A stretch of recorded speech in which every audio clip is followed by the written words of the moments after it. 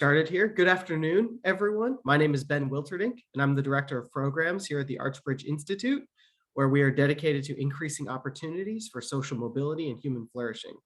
We work to achieve that mission through rigorous research, sound public policy solutions, and through initiatives like Perfectus Magazine and the Human Flourishing Lab. Of course, state policy is a key area of focus for us, and today we're pleased you could join us for the official launch of the first annual State Occupational Licensing Index. With me today are the report's authors, Drs. Noah Trudeau and Edward Timmons, as well as licensing expert Dr. Morris Kleiner. I'm going to give you a bit of background on our other panelists today before we turn it over to Dr. Kleiner for some opening remarks, and then to Noah and Ed to walk through their report and kind of give everyone an overview of the rankings and the methodology.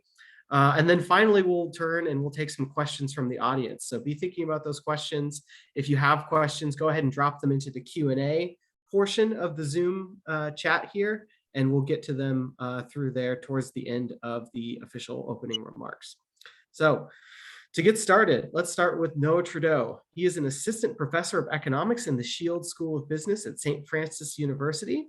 He's also a research affiliate with the Knee Center for the Study of Occupational Regulation at West Virginia University, and his research specializes on occupational regulation, specifically the intersection of economic history and the study of barriers created through regulatory action.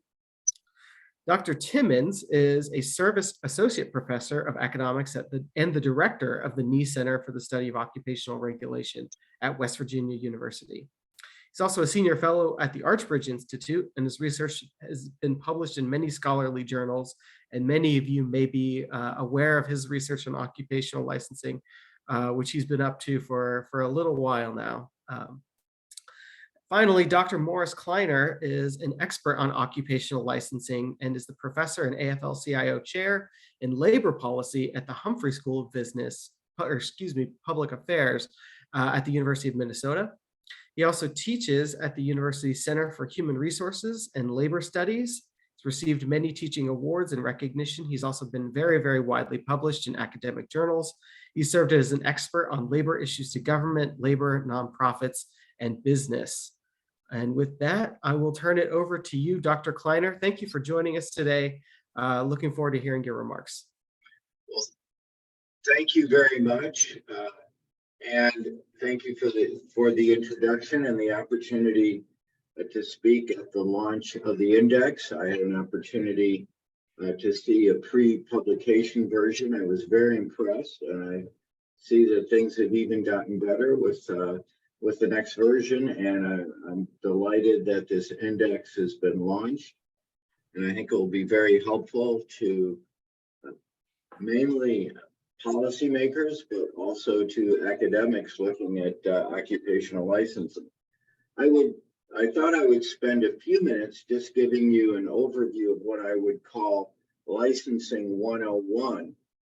And that is, what is licensing? What's the definition of occupational licensing?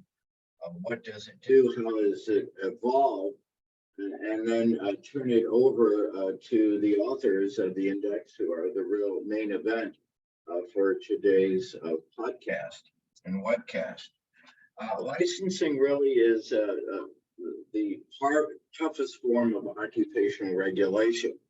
And when you go up to someone at a party or talk to them about when you're introduced to them, you won't ask them how much money they make, but you might ask them what do they do and what is their occupation.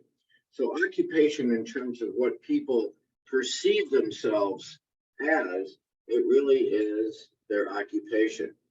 And over time, the government has been really very much involved in regulating occupations, and at various forms, so that you might think of someone being certified, and you might think of someone being on an ANSI list of providing typical services. There also might be a certification, where that is by definition a right to title. That is, only chartered financial analysts can list themselves as being certified and having the fulfilled certain requirements in terms of tests, perhaps doing internships, and then getting the right to be a certified or chartered financial analyst. So only those individuals who have fulfilled certain requirements are certified. Now, the toughest form of regulation is an occupational license, and that gives the government police powers to regulate who can work in an occupation. So in other words, if you haven't met these requirements, you cannot work. You can be, if you do work or provide these services, you can be fined or arrested. So it gives the occupation what economists call monopoly power. Only individuals in those occupations can provide these types of services. Now, if you go back to the post-Civil War period, maybe 1 or 2% of all occupations were licensed. That is, they had these police powers of the state. You could only provide the services if you had passed certain requirements. And that grew over time. And by the end of World War II, maybe 4 or 5% of all workers had an occupational license. But this form of regulation has grown dramatically. And from World War II, maybe 4 to 5%, Civil War 1%, now about 20 to 25%, depending on which index you use, requires permission from government in order to work. This makes it the largest labor market institution. By comparison, less than 10% of, around 10% of all workers belong to a union.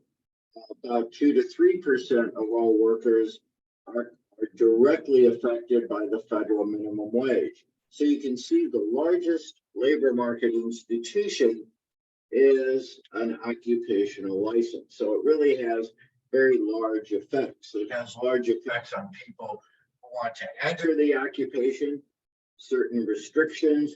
You have to have certain levels of education, pass certain exams, oftentimes perform an internship in order to be able to work in an occupation.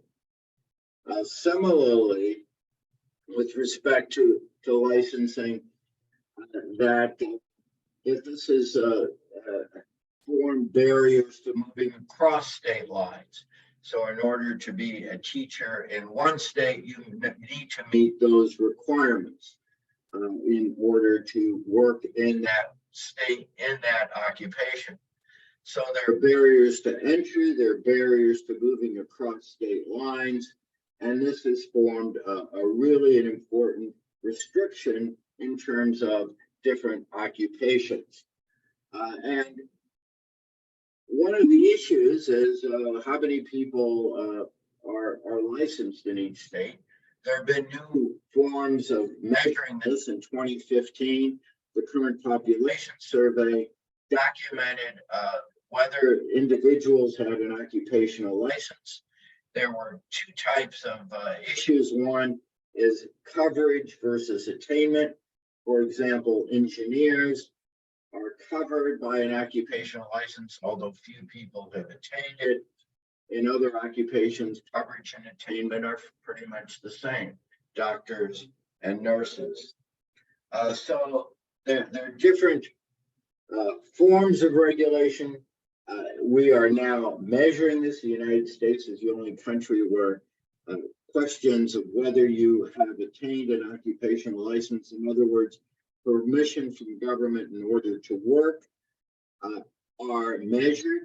And what has also happened is that through different indices, whether what are the laws, what does it take to enter these occupations? And the indices that have been developed by Dr. Timmons and Dr. Trudeau really fill an important gap, not only by noting what it takes to fill or get into an occupation, but also looks at not only what are the levels, but also looks at some of the changes and compares states to one another in terms of what it takes to get into an occupation and how difficult those barriers are. So that what they've done is really developed different indices by noting the level, what does it take to enter an occupation, and what does it take to move, for example, across state lines, and measures of difficulty of these occupations. So occupational licensing has grown dramatically. It is the largest labor market institution, and it's really important to know what it takes to enter these occupations, and for states to be able to measure how difficult it is to enter these occupations, and what it takes to move across state lines in order to get these occupations. And with that, I'd like to cede the rest of my time to Ben, and have him introduce the main event for today's podcast and webcast, and that is the individuals who developed this very important index of difficulty and regulatory difficulty of entering an occupation. All right, thank you for your comments, Dr. Kleiner. If anyone has any questions, again, for Dr. Kleiner, feel free to drop those in the Q&A, and we'll get to those towards the end of the presentations. So to kick things off, I'm going to go ahead and turn it over to Dr. Noah Trudeau to open up the report and walk us through some of the key findings, and then we'll turn it over to Dr. Edward Timmons for some other comments after that. So Noah, take it away. Lovely.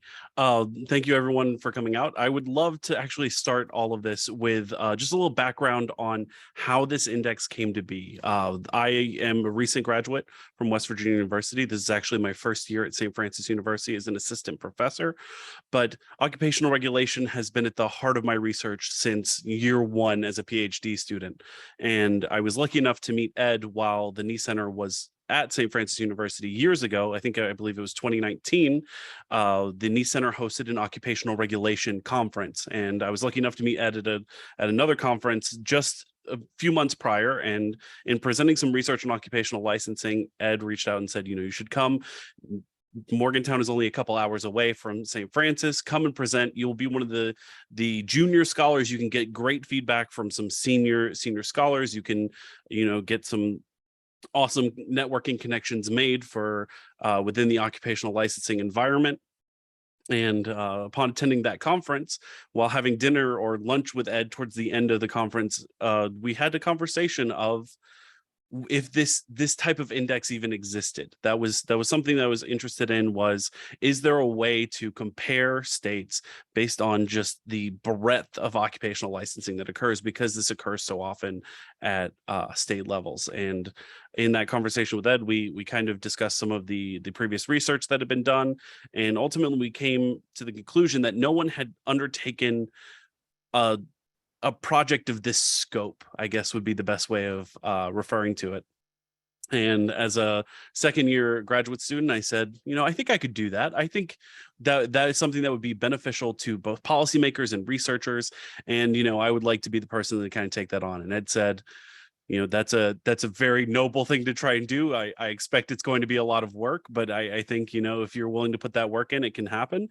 I remember going home that summer and working on it for a month or so, trying to build out something that would even get close to what we are seeing in the index today. And it was, in fact, much more work than second year PhD student me was able to undergo, while also taking on classes in that first transition of being a student to a researcher. And it took very little time to realize that I bit off more than I could chew as a second year researcher. And I put it on like a back burner and said, I'll come back to this when the time is right. And about a year ago, Ed approached me as the Knee Center had moved to West Virginia, as I was finishing my dissertation, defending, moving on in the job market, had accepted the job at St. Francis. And Ed said, the Archbridge Institute wants to do an occupational licensing index, and they reached out to me as a research fellow, and I said, well, I know the exact person that I want to bring on with this project. And he said, would you like to take on this project with me? And I said, and looked back at second year PhD me, and he now with the wisdom of hindsight knew what I was getting into, and I said, absolutely, I would love to. And so this is the culmination of that second year young, just go-getter me, plus the knowledge and wisdom of the PhD coming behind, and a year of work, and now we have this wonderful piece of this inaugural index, and I'm super excited to continue on and continue with it. So let's just give a brief overview of what this index is and how it compares to other indices or other measures of occupational regulation that maybe you are familiar with, maybe you're not. So if you are familiar with occupational licensing at all, you realize it is generally occupational licensing generally happens at the state level. Everything from barbers to funeral directors to physicians to foresters. There are occupational licenses at the state level for multiple different occupations. And what we've seen in previous research is it's very difficult to try and encompass kind of the universe of potential occupational licenses. So what we have done here with this index is we've taken the NICE Center's occupational regulation database and used that as our universe. It is a very comprehensive, although not perfectly comprehensive, database of commonly regulated occupational titles overall. The NICE Center has 345 occupational titles at this moment, which they have data on occupational licenses for. Of those 345, there are 12 that do not officially have a license. They are only registered or certified. And so we subtracted those 12, and then of those 333 at that point, we had 2 that were fairly redundant across the index. So we dropped 2 of those occupations as well. So our index overall covers 331 occupational titles across 155 standard occupational classification codes. Those are you can find those via the BLS. And what we are able to do with this breadth of occupations compared to other indices is we can give a more comprehensive view of what occupational licensing looks like at the state level. So those of you who may be familiar with some of these other indices that do occupational licensing or occupational regulation, probably the most famous is License to Work by the Institute for Justice. A wonderful piece.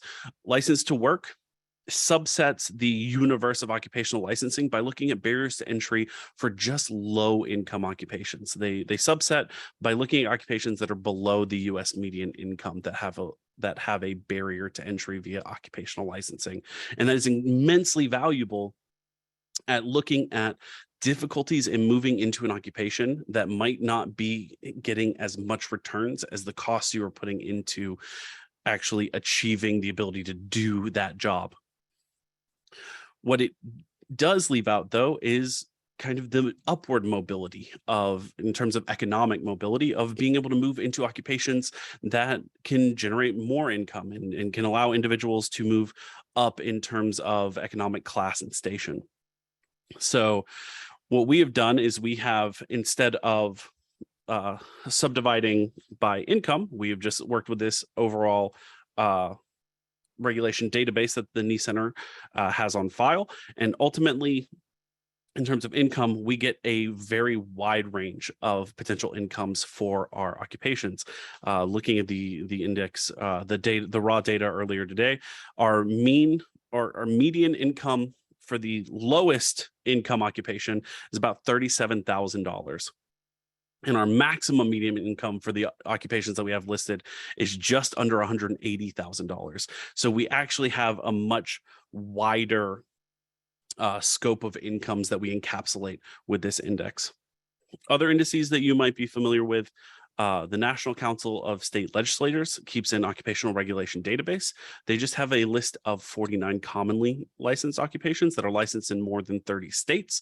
We didn't want to subdivide into commonly licensed occupations because some of the uncommon licensed occupations are some of the most interesting and some of the ones that might be the most policy relevant. That's actually something for each state's interesting or relevant information. We have their least commonly licensed occupation. Other interesting research in this area has been done by the Cato Institute. They've done economic freedom in the 50 states where they have a license or they have a occupational freedom score, similar ranking of states as to what we have done. But they use 64 occupations and a weighting system based on the fraction of the labor market that each occupation kind of holds. And again, we have decided to not subdivide occupations. We wanted to take all of the occupations that we had at our disposal. So of these common indices that you may have heard of, our index, the SOLI, actually has the most occupations, especially if you consider occupation titles. Even if you just subdivide down to the standard occupational classification codes, we still have the most occupations overall. Now, when dealing with occupational licensing, we run into a few frictions. And this is something that gets discussed in the methodology of each index and especially ours. The biggest issue that comes about when dealing with occupational licensing is no state, and there's no standard way of doing it across all 50 states in DC. And what we're attempting to do with this index is put everybody on the same scale so we can compare and we can better understand the environment.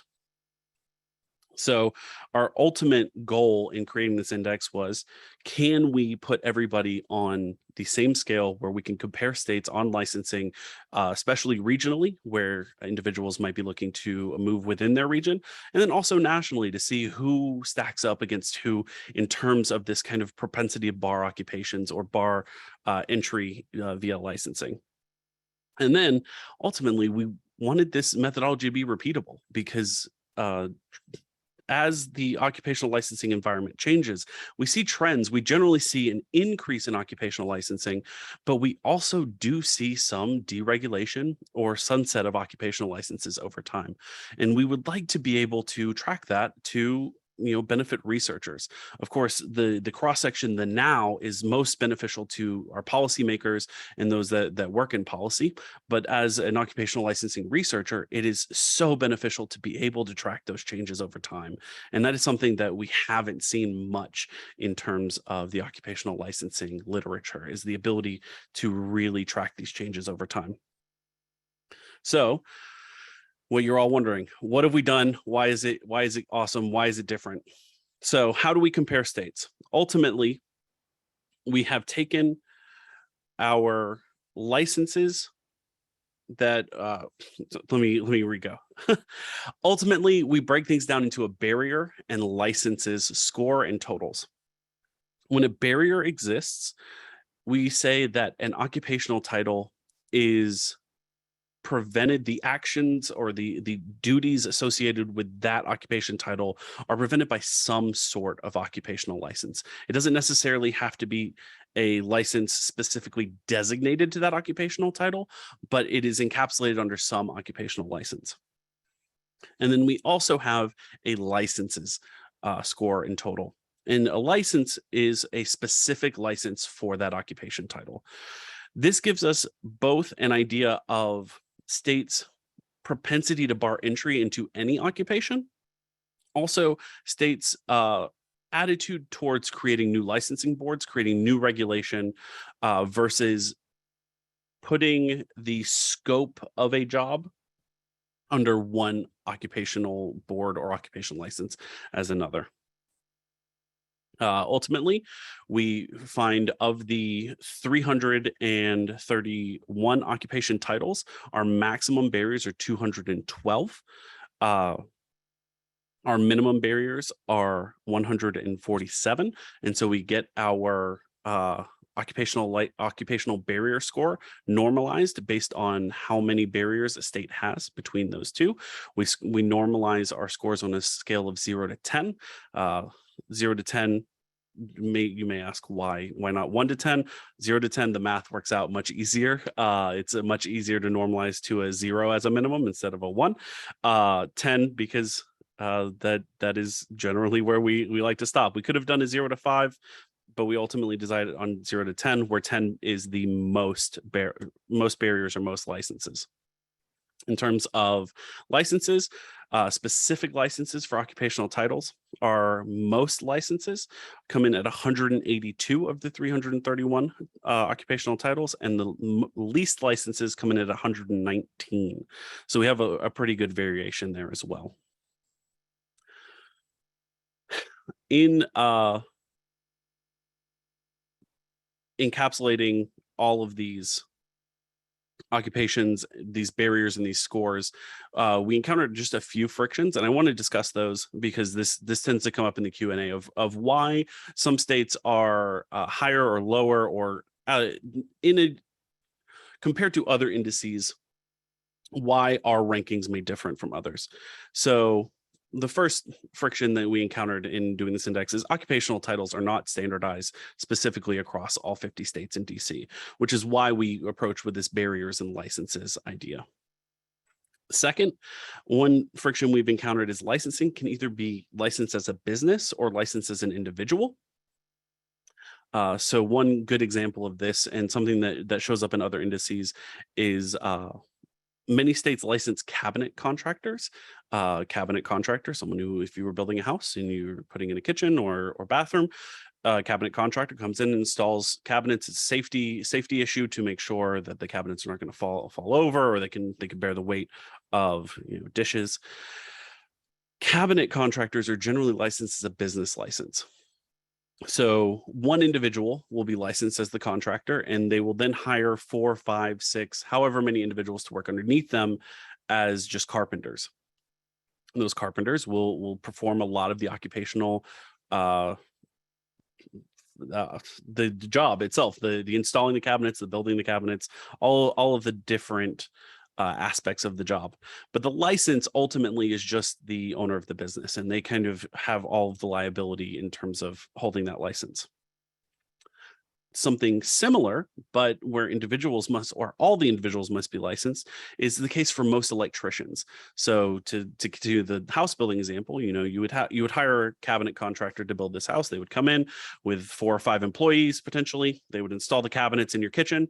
You would hire an electrician to do all the wiring, maybe 2 or 3 electricians. Each of those electricians would have to have an occupational license, whereas the cabinet contractor, just the owner of the business, has the license, and then they hire carpenters to work underneath them. So this index only encapsulates individual licenses. So these are licenses held by an individual to perform that occupation. So any type of business license, such as the cabinet contractor, would not be included in our index. Third, licenses are sometimes happen at the local level. So some of these, Morris has written a wonderful paper on universally licensed occupations. Some of those occupations are actually licensed at the county or municipality level. We can't make a comparison of a state that chooses to allow the municipalities to decide the requirements for their licenses, or if they wish to license at all, with a state that has a total state down barrier. So any state that licenses an occupation at the municipality or local level or county level isn't included as a license in our index. It is simply listed as unlicensed.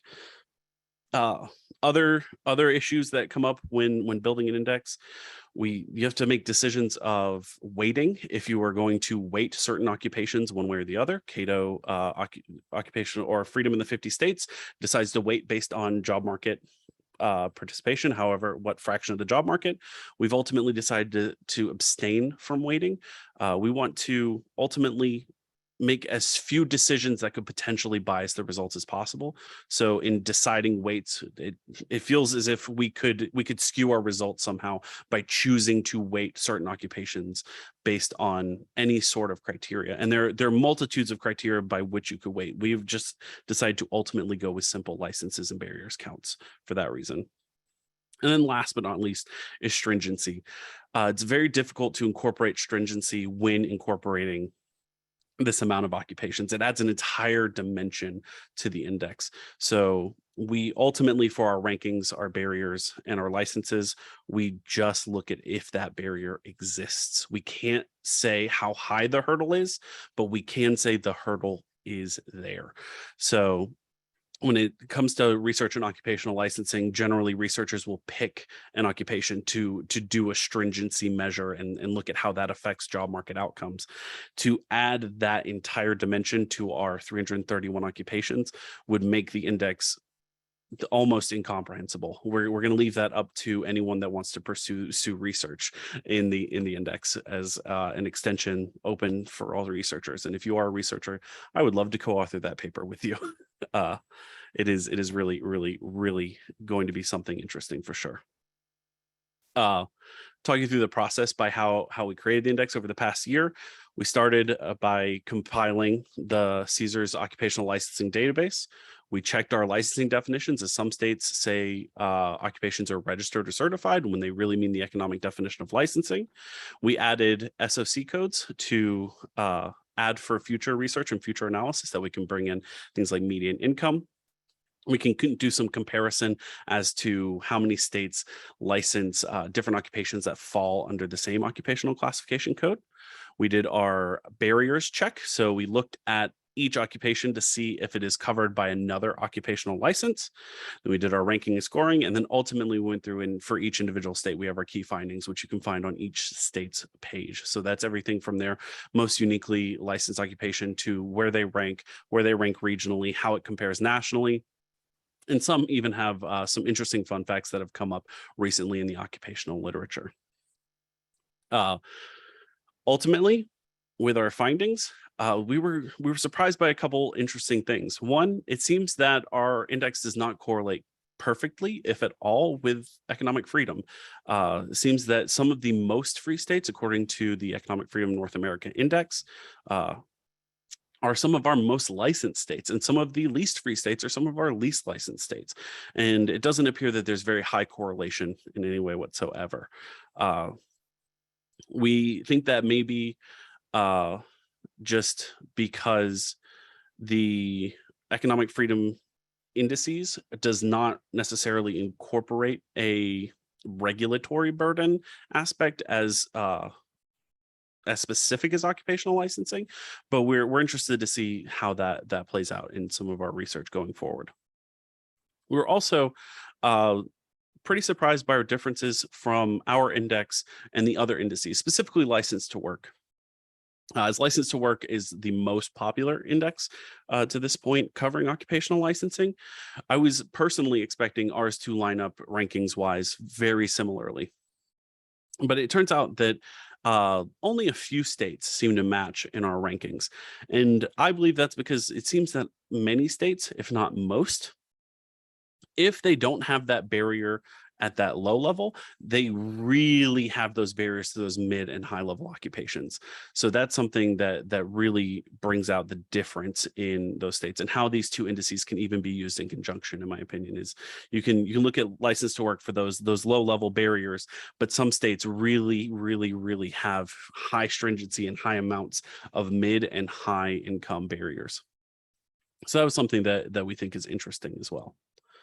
Ed, would you like to have some comments as well? I know you had some interesting things that you've read also. Yeah, sure. I can jump in, and I'm very fortunate over the years to have worked with a number of amazing co-authors, and Noah is now among that group. Definitely Noah did a fantastic job on this index, and I'm so glad that he was willing to collaborate with me on this initiative. And I also just want to take the opportunity to thank the Archbridge Institute for supporting this work. Many thanks to Morris, Kleiner, and Dick Carpenter for taking a look at earlier drafts. As Noah mentioned, what we were really trying to do is not replace other indices that are already out there. Those other indices are great and they're very useful. Our intention with this index was to provide, as Noah suggested, a more comprehensive look, looking at many more occupations that aren't typically included in other indices, and also I think provide some of the low-hanging fruit, if you will. Many professions that are just not commonly licensed, and to give individuals a better sense of what those look like in each individual state. As photogenic as I am, I think what I'm going to do is I'm going to go ahead and show all of you our report. So hopefully all of you are able to see what the ranking looks like. And if you take a look here, you can see Arkansas tops out our report in terms of the most barriers. We were quite surprised, as Noah suggested, just how poorly the west, south, central region of the country.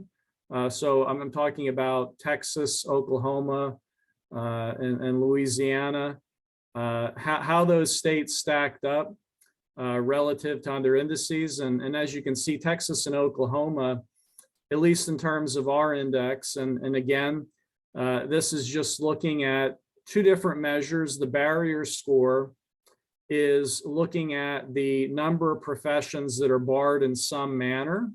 So it could very well be that there's a specific license for that particular occupational title, or it could be that it's clear that that profession is not allowed.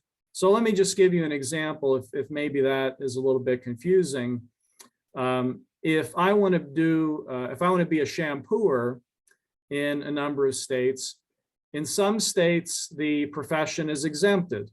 So it's not subject to licensing. I can give somebody a shampoo and take somebody's money, and I'm not breaking the law. In other states, I need to get a specific shampooer license. All right, so there, in the case of our index, that would be counted as an additional license for a shampooer. In still other states, if an individual wants to give somebody a shampoo for pay, they have to get a cosmetologist license. So here, in the case of our index, shampooer would be counted in the barrier score for that particular state, not in the licensing column. So if a state issues an individual specific license, it gets counted in the licensing column. If it's very clear that the profession is barred, it's illegal to do that specific task, and it's covered under some other license, it shows up in the barrier score. And it's not entirely clear which is better. I think policymakers probably have an inclination to go ahead and issue a new license in the hopes that maybe it will be a little bit easier. I'm of the opinion, and I could be wrong, but I mean, I'm of the opinion that it would be in the best interest, in all likelihood, to exempt it and regulate that profession in some other way. But that's the whole idea. That's what's going on with those two different measures. And we rank first by barrier score and then by licensing score if there's a tie. I'm going to move down here a little bit more in the report. You can see regional comparisons here. Of the regions, I mentioned that West, South, Central region. They seem to be the highest in terms of both barriers and licensing. States like Texas and Oklahoma, as Noah talked about as well, they generally score pretty well in terms of other economic freedom measures. But at least in our report, in terms of the breadth of occupations that are licensed, both of those states do not perform particularly well. And moving through, you can see a comparison of professions that are covered in our report versus the License to Work and National Occupational Licensing Database that the NCSL, the National Conference for State Legislators, puts out. Here's everybody loves visuals. Here's a map And you can see the rankings of the states contained within this map. And then I think of particular interest for those that are focused in individual states. Each state has its own individual page at the end of the report. And in each individual page, you can see our ranking. Noah's home state of Alabama is maybe not such a sweet home. It's not scoring particularly well in our index. Maybe some bitter notes for Alabama, unfortunately, in our report. And you can also see how Alabama stacks up regionally. Its neighbor, Mississippi, at least by our measure, does considerably better. Mississippi, hopefully nobody on this call is from Mississippi. Mississippi oftentimes is the butt of a lot of jokes with respect to economic freedom. But Mississippi's been making some significant progress in recent years with respect to passing universal recognition, adding an independent review that comes through the governor's office of occupational licensing for new occupational licensing, existing occupational licensing. And certainly in our report, Mississippi performs much better relative to the other states in the East South Central region. And you can see something similar. Here's Ben's home state of Alaska. Alaska does reasonably well.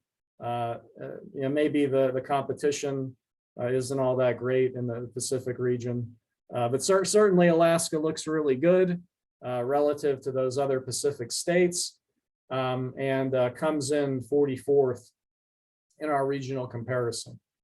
And as Noah alluded to as well, we have the most uniquely licensed occupation for each state. And I think most importantly, we hope to be as transparent as we can with this index. We have all of the raw data available. And as Noah mentioned, the data is matched up to SOC codes. So if you would like to toy around with our index, if you would like to perhaps add some weights to our index, you have the ability and the flexibility to do that in order to measure whatever you think is of most interest to you. And Noah mentioned this as well. Take for an example, Louisiana. All right, Louisiana comes in a little bit below average in our report, but certainly in license to work, Louisiana does not perform particularly well. They license more low-income occupations than any other state. If I were taking both of those pieces of information together, again, I would not say that our report is meant to replace license to work or to replace Jason Soren and Will Ruger's great work, looking at the State Freedom Report through the Cato Institute. I would not say that our index is meant to replace either of those indices. What our work is meant to do is provide another piece of information. So if I were looking at Louisiana, we have them coming in around the middle of the pack. License to work has them coming in worst. I would say, just synthesizing that information, that Louisiana licenses or disproportionately licenses low-income occupations relative to other occupations. And now with our index as an additional piece of information, you can examine and explore those types of questions and do those types of comparisons that simply weren't feasible before. So the hope is that this will spur more conversations, more discussions around occupational licensing, and hopefully give researchers, policymakers, interested parties another piece of information, another piece of the puzzle. The puzzle is not completely put together. There's still more work to be done, and we're going to continue to work on this. So it's my life's work, and I'm going to keep working on it. But it's more information that everybody will have access to, so that folks can make more informed decisions, more informed judgments about the state of occupational licensing in their state. All right. Thank you, Ed. Thank you, Noah. With the time we have left, I'll move to some questions that we can get through here. So if any of you out in the audience have any questions, feel free to type them up and drop them in the Q&A feature at the bottom of your screen.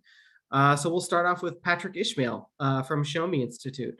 So first off, he wants to thank the authors for doing this very oftentimes thankless work. Licensing is very important, and Missouri's made some good strides where he is. He asks, are there any lessons from Kansas or Missouri that could be applied to other states? Any particular reforms or reciprocity? So Ed, you might be able to speak to that, but if Morris or Noah, if you want to jump in as well, please do so. Yeah, I can take it. I mean, Kansas and Missouri both passed universal recognition. So, but both states have adapted what I would consider to be the preferred version of universal recognition, meaning that we'll take your license. It doesn't have to be substantially similar to our requirements. We'll accept your license. So certainly in that respect, Missouri and Kansas have both been doing a fantastic job in terms of licensing reform. And certainly in our index, both of those states score exceptionally well relative to the other states. But what I would also caution is that, at least in terms, and Morris knows this, Noah knows this as well, at least in terms of our report, both of these states come in particularly well, but that doesn't mean that there's no work left to be done. And one such example, and this is a profession that is a profession that I've researched quite a bit. I've looked at a lot of studies looking at the effects of licensing and hairstyling in the beauty industry. As soon as you go out of the United States, a lot of other countries use different types of regulation for those professions. If I want to go see a barber in the United Kingdom or Spain or a number of other countries, barbers and cosmetologists are not subject to licensing. They use other types of regulation in order to make sure that consumers feel like they're getting good quality service. So it's not at all clear, why we would want to use the most strict form of regulation in order to make sure that consumers are getting access to good quality service, and they don't have to worry about charlatans and fly-by-night providers of services. And certainly the market has changed and adapted quite a bit relative to when these laws were written. So, I mean, I would say certainly Kansas and Missouri do very well. They've made a lot of strides, but just like every other state, there's still a lot of work that needs to be done on this issue.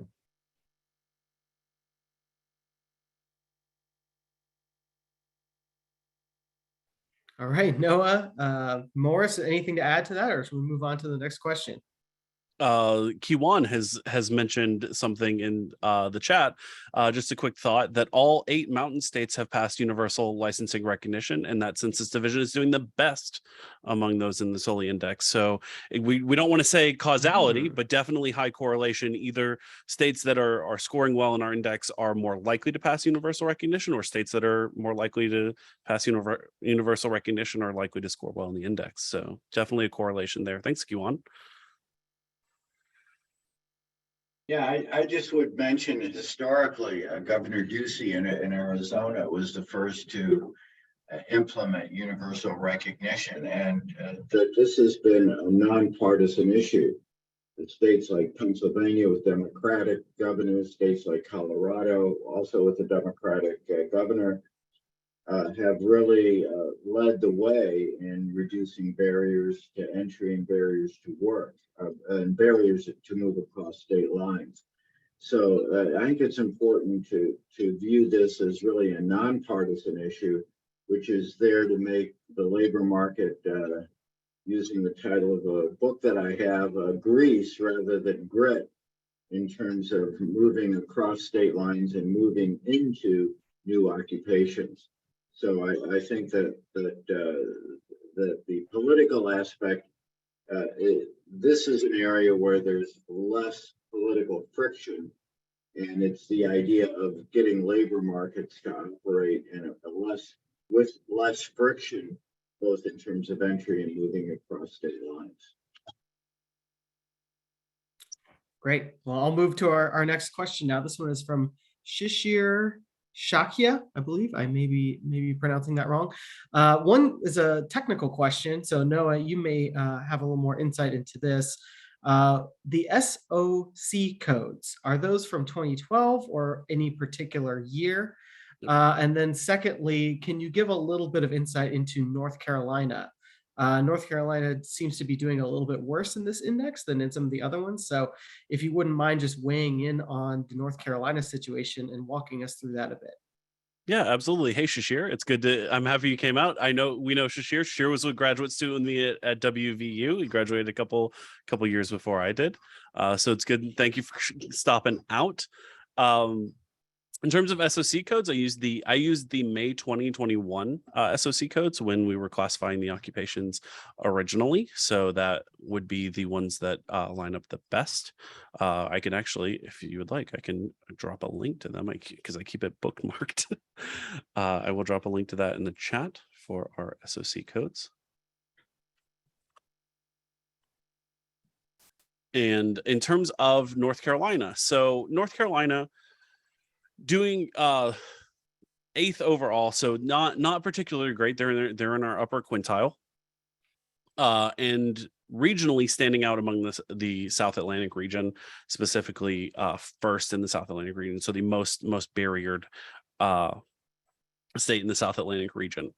The big thing that is happening for North Carolina is their barrier score is just very high compared to others in the South Atlantic region. This I can't specifically tell you insightfully like which occupations off the top of my head and according to the index are most likely to be barriered. But North Carolina has made federal news or national news due to occupational licensing in the past decade. In 2014, they had the NC Dental versus the FTC. The North Carolina Dental Association was sending cease and desist letters to teeth whitening companies, individuals, and even a few like the kind you can buy at like a convenience store teeth whitening brands. Because the North Carolina Dental Association had decided that teeth whitening was under the scope of dentistry. The FTC challenged this and went to district court and eventually went to the Supreme Court, where the Supreme Court upheld that the Dental Association was acting anti-competitively outside of its bounds. So it could be that type of situation kind of persists almost across occupations. So if it was happening with the Dental Association, it's possible that there's just an air of more occupational licensing in North Carolina. Of course, now NC Dental they have that entire Supreme Court case has given us a lot of insight into how occupational licensing and can be negatively affecting consumers. But they've also instituted some other reforms.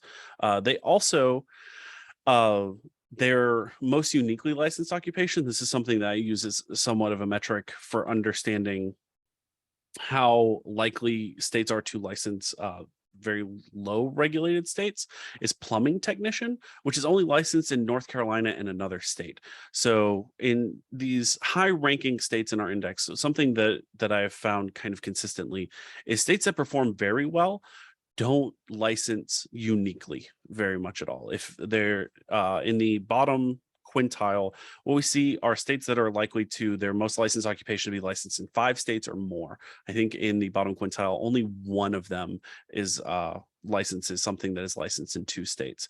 So that uniquely licensing occupations really starts to come up when we're talking about these overall barriers and licenses. So one way that states can perform better according to this measure is to not license things on their own that other people aren't really licensing. So don't put barriers where other people haven't put barriers, essentially. So that's something that we can see in North Carolina as well that might be informative as to why they're not performing very well in this index. Anything to add to that, Ed, specifically? No, I thought that was great. Good. All right. Well, we're almost out of time here. So I do want to wrap up maybe with one last question before we sign off. But before I do that, I just want to thank everyone again for coming out. Thank you, Ed, Noah, Morris, for joining us today for this webinar. It will be posted later on YouTube. So anyone that you'd like to share it with, it'll be on there. It'll be available. You can find the report at www.archbridgeinstitute.org. If it's not right on the front page, it'll be on the research section. Feel free to reach out to any of us. That's no problem at all. I'm sure we'll be happy to respond. So I think, ending out and closing out here, I would just like to maybe go around, and if each of you can give just sort of a brief update on what you'd like to see, sort of the main takeaways from this. What would you like to see from policymakers or from other researchers, or both, or however you'd like to take that question? What are you hoping to see as a result of this report finally being out there after so much effort that you've put into it? Well, I guess I started out. I would like to see fewer barriers in the labor market, this contributing to labor markets operating more efficiently, the ability of people to enter jobs, especially from low income groups, to be able to move into occupations where they can improve their work life or their lives in general. And if this report serves to see what are barriers and how states and occupations fence out individuals and to reduce the size of those fences or to eliminate them altogether, that would be terrific. And if this report and its complexity and its detail and the great job that both authors did, that would be a terrific outcome of the report.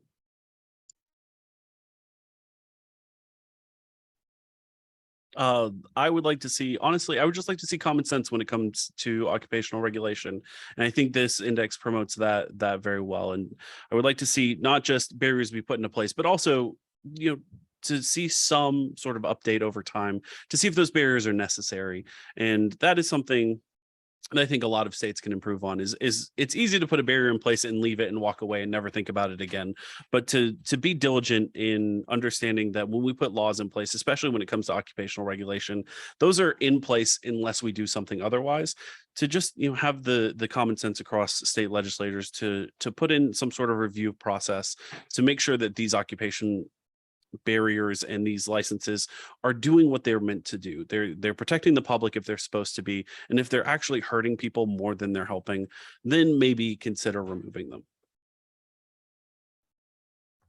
Yeah, my hope is that with this new information in hand, and Morris, Noah, and myself all know it's not particularly easy to get access to this information. So, hopefully with all of this information in hand, states will be able to take a more nuanced look with respect to the state of occupational licensing in their state.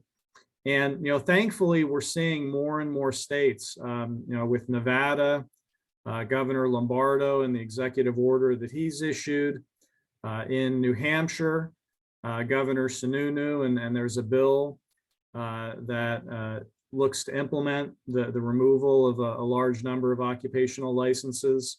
Hopefully more and more states will take a hard look at occupational licensing. And there was also a really nice piece in the Hill recently making the argument that licensing reform, and this hopefully was clear from the report from the Obama White House, and Morris alluded to this as well. It need not be a partisan issue. It doesn't have to be all Republican governors that are leading these efforts. There is more and more recognition that licensing serves as a barrier to enter. It keeps potentially certain individuals from achieving the American dream. And hopefully there'll be more bipartisan stories of occupational licensing reform. That's my hope going forward. All right, excellent. And we just got an update. There's universal licensing recognition bills in Florida, Texas, and a temporary one out here in Alaska too. So we'll definitely keep our eyes open for all of these things moving. And I look forward to discussing this again for the second annual edition of the State Occupational Licensing Report. So Ed, Noah, Morris, thank you all again. Thank you for everyone who has joined us today. I hope you have a great rest of the day and check out all the reports and its findings, and hope you find some really cool stuff in there. Definitely a lot to go through. So thank you again, and we'll And talk to you thank again you for the next time. invitation and the opportunity. Absolutely. Thank you all. Thank you. All right.